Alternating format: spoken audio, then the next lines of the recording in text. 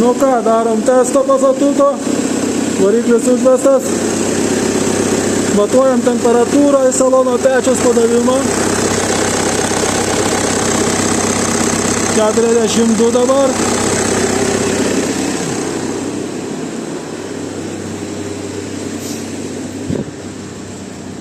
Ant skidelio šviečia 75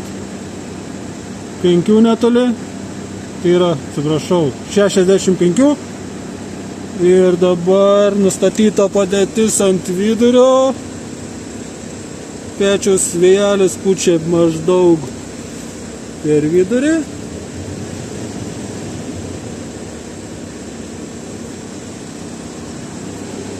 Tikrinam, ką rodo.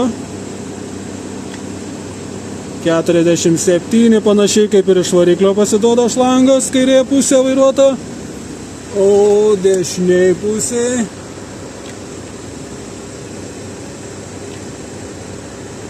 23 tik tais.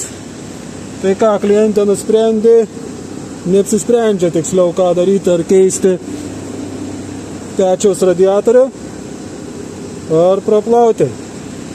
Tai manau, kad bandom plauti ir žiūrėti, kas bus.